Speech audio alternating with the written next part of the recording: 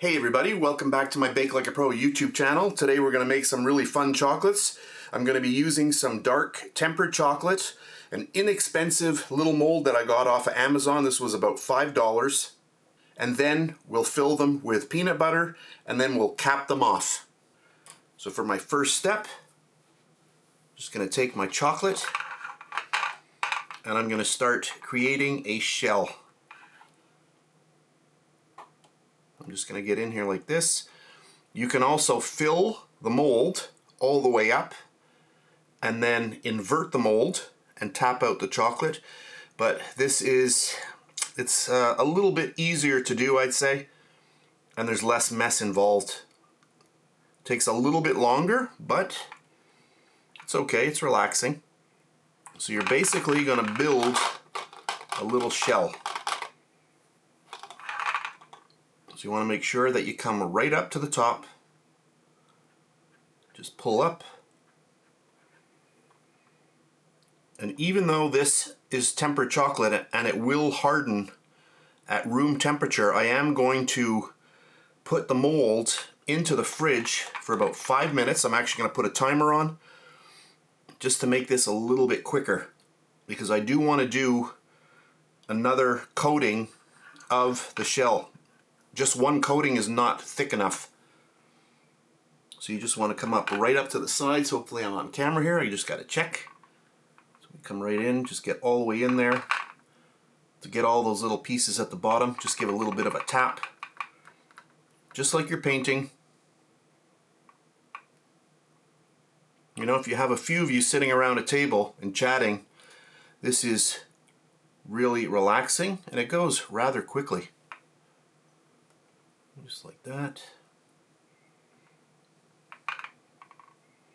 Make sure you get all the little areas just like that. Perfect. So I'm going to continue on and then I'll come back when I'm almost done. Just want to make sure that I've got everything. That looks good. So I've pulled up right up to the top. Maybe a little bit more on that one there. And then I've got a silicone mat here. I'm just going to take this now and invert it, just like that.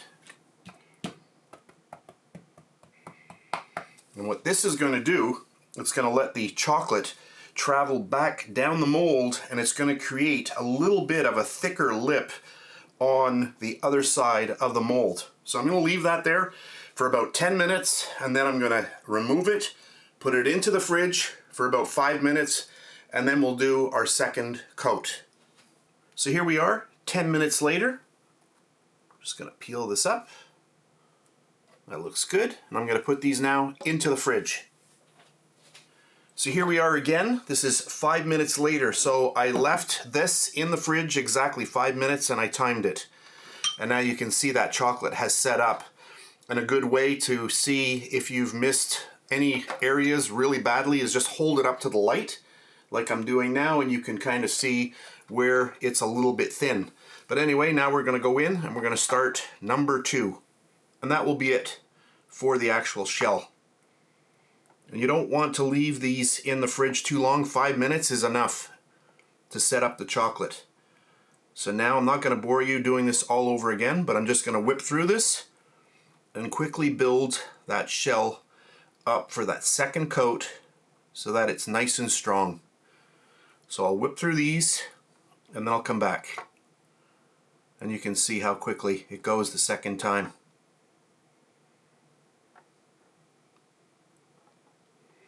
Okay, I'd say that looks pretty good for my second coat. I'm just going to turn it over for 5 minutes, just like that. So I'm going to leave that. So about 5 minutes, and then I'm going to put it into the fridge for 5 minutes and then come back and then we're going to fill it. So here we are, right out of the fridge. These have all set up and now we're ready for our peanut butter. I'm using just a regular old peanut butter here, Kraft Smooth. You can use whatever you want. I've got a piping bag to make this really easy. And then we're just going to start filling. You're going to use as much or as little as you want. Make sure you push down as you're getting in there so that it goes right to the bottom. But don't overfill.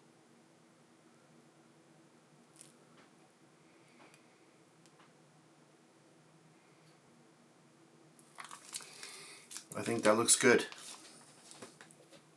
Just got a little skewer here. I just want to make sure that I've got them all nicely even. You can use a toothpick, anything a little pointy, even a fork or the tip of a knife. You just want to make sure that the chocolate doesn't go right to the top, because we want to have a seal with the last little bit of chocolate on here. Taking a couple of minutes here will ensure that your chocolates on the bottom don't start leaking. We want to make sure that we have a good seal. Okay, that's good enough. So here we have our chocolate. I've just heated that up a little bit with my hairdryer. Now you can go many different ways to do this. You can put it into a piping bag and do it that way. Or you can go this way.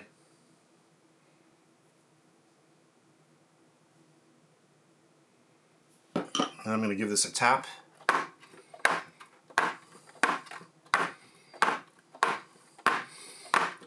This gives you a really good idea if you've put too much or too little.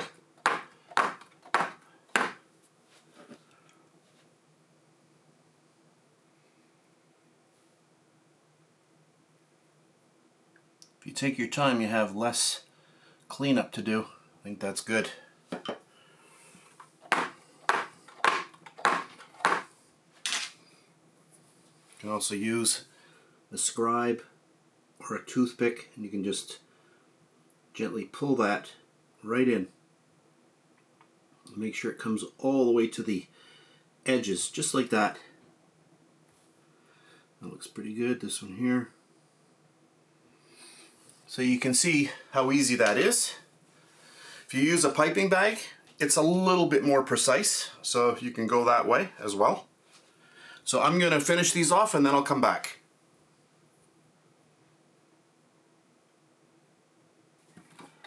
And we'll give it a little tap. Excellent. And now I'm going to pop these into the fridge for about 10 minutes, and then I'm going to bring them back and I'm just going to leave them here for a couple of hours, and then we'll unmold them. So here we go. They just came out of the fridge about 10 minutes. I just want to make sure that I get a good break, and let's see what happens here. Oh, this is something that you want to see. This is great. I didn't even have to tap it. Oh, look at that. Perfect. So I did a good job with my tempering. Another thing that you should do when you have your molds, even if it's an inexpensive mold like this, you want to take a little piece of cotton or a soft cloth, and you want to just buffer or polish all these inside areas here, and that just helps out as well for the chocolate to come out. Well, let's just choose one at random. If you love chocolate and peanut butter, you're going to love these. Let's grab a knife and go right in the middle. Oh, a nice snap. Great to hear. And look at this. Oh, nice. Let me try to get that for the camera there. Let's zoom in a little bit. So now that I've zoomed in, you can see how nice that is. We've got a nice thin shell all the way around. Let's see what this one looks like. That looks good too.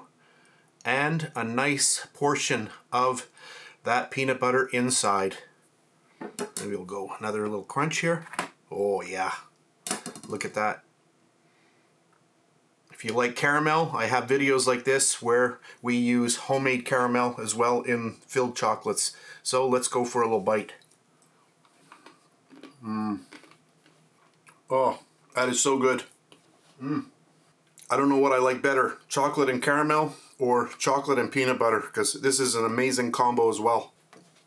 Anyway, that's it for this video. I hope you enjoyed it. If you did, please give me a thumbs up, subscribe if you wish, and if you're on Facebook, you can check me out at facebook.com/BakeLikeAPro. That's it for today. Thanks for watching. And please subscribe to my Bake Like a Pro YouTube channel and also click that notification bell to be alerted every time I upload a brand new video. If you made it this far, thank you very much for watching. On the screen now, you can choose a video to watch, or you can also click and subscribe to my YouTube channel. And thank you once again for taking time out of your day to watch my video. I really appreciate it.